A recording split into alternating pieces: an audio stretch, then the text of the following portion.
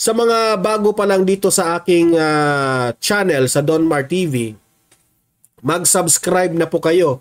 Kasi kung mag-subscribe kayo, updated kayo lagi sa mga balita, no? Nagbibigay tayo ng mga reaction, mga opinion, no? And also guys, kung mag-subscribe kayo dito, yung cellphone ninyo ma-notify yan kung nagla-live na tayo. Okay, importante yan. Okay?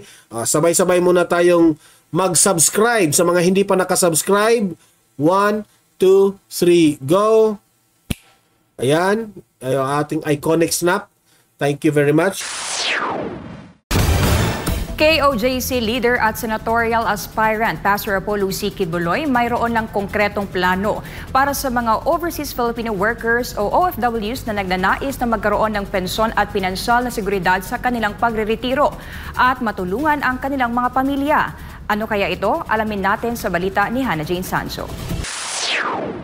Hindi lingid sa ating kaalaman na marami sa mga overseas Filipino workers o OFWs ang nakararanas ng matinding pagsubok sa kanilang pinansyal na sitwasyon. Kahit kayod kalabaw at patuloy nilang ipinapadala ang kanilang sweldo sa kanilang mga naiwang mahal sa buhay sa Pilipinas. Karamihan pa rin sa kanila ay walang naitatabing ipon para sa kanilang pagreretiro.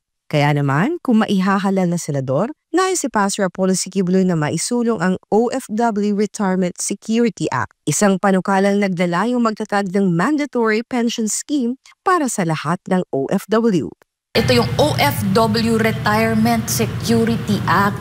Magkakaroon ng mandatory pension scheme for all OFWs kung saan meron yung government at saka yung employer contributions. Sa ilalim ng planong ito, magkakaroon ng kontribusyon mula sa gobyerno at mga employer ng OFWs. So magkakaroon ng talks between the DFA at saka yung kung saan kayo nagtatrabaho na ano ba dapat talaga yung mga social security agreements para kung pag-uwi ninyo dito sa bansa, siguro merong a certain period of time kung kailan kayo nagko-contribute, for example, for 10 years. So, pag naabot na yung minimum time, minimum period of time na nakapagbigay kayo, nakakontribute kayo doon sa pension scheme na yon, so pag uwi ninyo, meron na kayong tinatawag na mandatory na pension. Bukod sa pagiging mandatoryo, may mga tax incentives din na isinusulong sa planong ito. Ang maganda pang naisip ni Pastor, may mga tax incentives pa once na ginamit mo yung pensyon na galing pa nga, na nakuha mo sa pagtatrabaho bilang OFW. Ano yung mga tax incentive? Pwede tax exempted ka kung i-withdraw mo yon, or pwede ding may tax free yon once na gagamitin mo yon, or pwede din may tax deduction once you contribute also para sa pension na yon. Samantala, nais ni Pastor Apollo na bigyan ng financial empowerment ang mga OFW upang matulungan sila na magkaroon ng kasanayan at kaalman sa pamamahala ng sarili nilang pera upang makapag-ipon at makapag-invest para sa kanilang kinabukasan. Ilan lamang ito sa nais isulong ni Pastor Apollo C. Quiboloy para sa mga itinuturing na makabagong mga bayani ng bansa. Malapit talaga yung puso ni Pastor sa mga OFW. Sa pag-ikot ni Pastor bilang isang evangelical na minister na worldwide po ang kanyang ministry, nakita niya din po kung ano yung mga problema ng mga OFWs. So sa pag-iikot niya po, nakita din niya po kung ano ang pinakamagandang mga solusyon para nga matugunan yung mga problema ng OFWs. Talagang one day, makakapagsalita si Pastor sa inyong harapan at i-lay down niya lahat ng mga plano, ang mga vision niya para sa ating bansa. Mamamangha po kayo. Ayan sabi nga dito, Pastor Apollo Quiboloy, malaki ang kanyang naitulong at sa National Task Force to End Local Communist and Armed Conflict or NTF-ELCA. Marami siyang mga ito yung mga gumawa siya nung laban kasama ang bayan dyan po dahil sa show na yan ni Ka Eric at saka ni Doc Lorraine Badoy. ay nabisto yung scam ng mga komunista kung paano sila nagre-recruit, kung paano nila minomobilize yung mga propaganda nila dito sa Metro Manila, at kung ano yung ginagawa nila sa mga kabundukan sa mga lumad natin. Dahil sa Laban Kasama ng Bayan ay nagkaroon ng idea lahat ng magulang na protektahan natin, at yung mga buitre na mga terorista, mga NPA ay hindi nakapag-capitalize, hindi nakagalaw dahil talagang pinutol ni Pastor Apollo Quiboloy, ni PRRD yung ugat.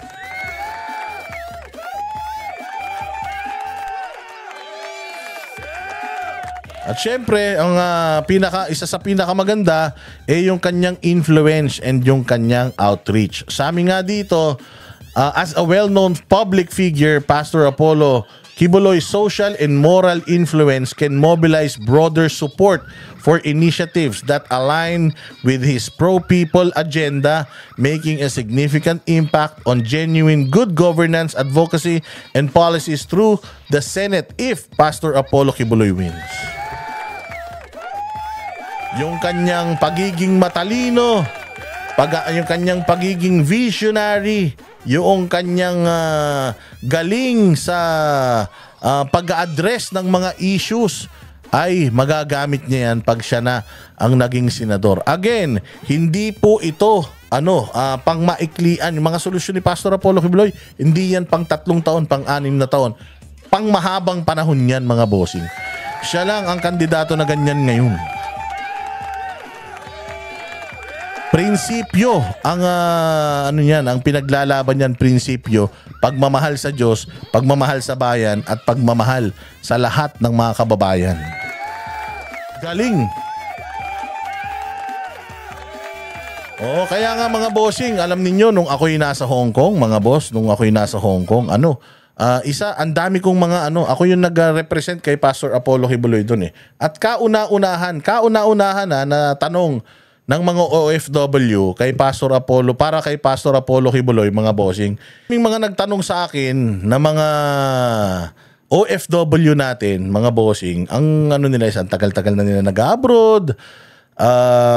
Yung mga anak nila, iniiwan nila sa bahay nila para lang sila ay mag-alaga ng ibang anak, para lang may pangpaaral. Alam nyo ang vision ni Pastor Apollo Quiboloy. Dumating tayo sa panahon na wala nang wala nang magtatrabaho na bilang isang katulong sa ibang bansa.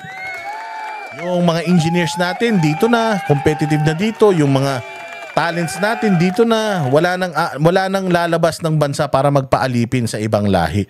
Yung tayo naman yung mag-hire ng ibang lahi para gumawa ng mga trabaho para sa atin. Iko-connect lahat ng mga isla, magtatayo ng mga tren, payayabungin yung aalisin ng mga squatters, yung mga squatters area ilalagay sa mga relocation sites kung saan nandoon yung trabaho, hindi katulad ngayon. So isa sa mga sa akin ng mga OFW noon, bago tayo magtapos, mga bossing, ang hiniling nila sa akin yung pension. Sana naman pag uwi namin, kasi pag uwi namin nagtrabaho kami dito matagal, wala kaming ipon. Pag uwi namin doon Pilipinas, wala, nga. Ang tatanda na namin, di na namin ma-enjoy yung buhay. Ang tagal namin nagtrabaho, tapos pag uwi namin, wala man lang kaming ini-enjoy. Ito ang maganda, mga boss. Ang maganda dito kay Pastor Apollo Quiboloy, meron siyang plano para sa mga OFW natin na nagtatrabaho sa, siyempre OFW nga, yung mga OFWs natin. Gagawa siya ng paraan para yung mga employers at yung gobyerno ang maghuhulog para pag-retire, pagdating ng retirement age, or meron specific na edad, let's say 20 years kang nagtrabaho abroad, meron ka ng retirement plan. Ginagawa kasi yan dito eh. Sa mga BPO dito, may mga BPO dito na may mga retirement plans, mga bossing. Oo.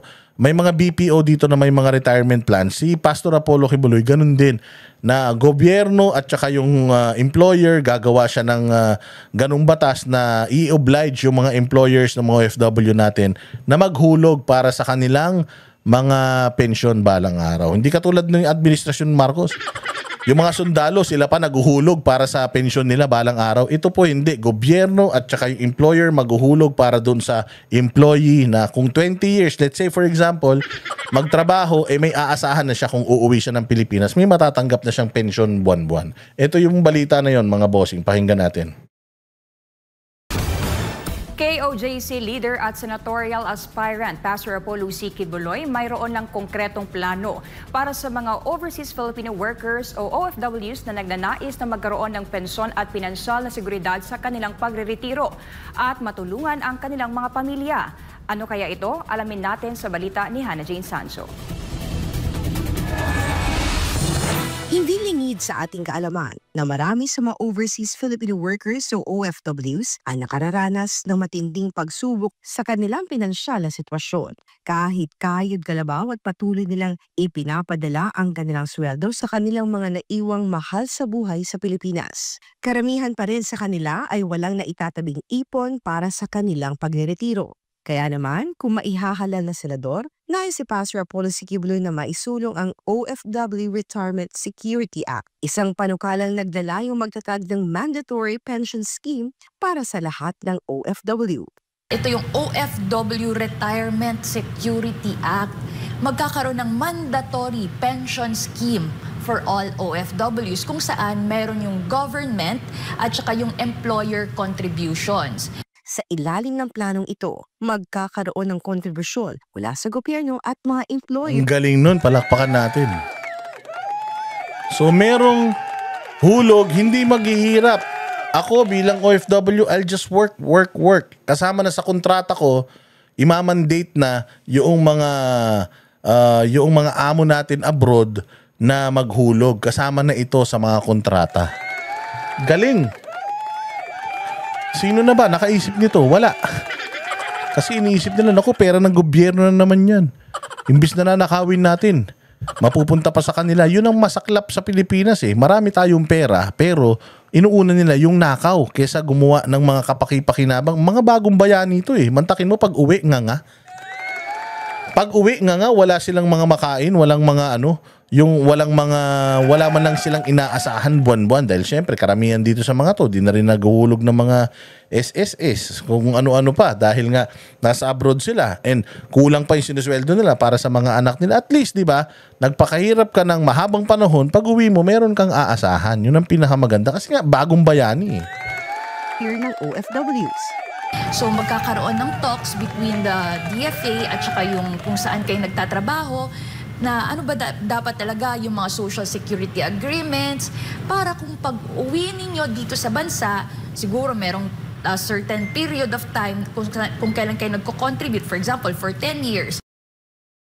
So, pag naabot na yung minimum period of time na nakapagbigay kayo, nakakontribute kayo doon sa pension scheme na yon, so pag-uwi ninyo, meron na kayong tinatawag na mandatory na pension. Bukod Di ba mandatory na pension? Ano pa? sa pagiging mandatoryo, may mga tax incentives din na isinusulong sa planong ito. Ang maganda pang naisip ni Pastor, may mga tax incentives pa once na ginamit mo yung pensyon na galing pa nga, na nakuha mo sa pagtatrabaho bilang OFW. Ano yung mga tax incentive? Pwede tax exempted ka kung i-withdraw mo yon, or pwede ding may tax free yon once na gagamitin mo yon, or pwede din may tax deduction once you contribute also para sa pension na yon. Galing, di ba? Palakpakan. Pangklase. So para ka meron ka ng PWD tsaka senior citizen card, di ba? Meron ka ng benepisyo na nababawasan na yung kumbaga may discount ka na. Husay. Samantala, nais ni Pastor Apollo na bigyan ng financial empowerment ang mga OFW upang matulungan sila na magkaroon ng... Napansin ninyo, si Pastor Apollo Kibuloy gusto niyang bigyan ng financial empowerment ang Pilipinas. Pucha. Etong mga etong mga kumag na mga congressman natin, anong binibigay? Limos. Financial empowerment ba yun? Oo, financial empowerment for one day. Yung binibigay nilang 5,000, 3,000, saglit lang, ubos yan. Pagkatapos nun, wala na, nga na.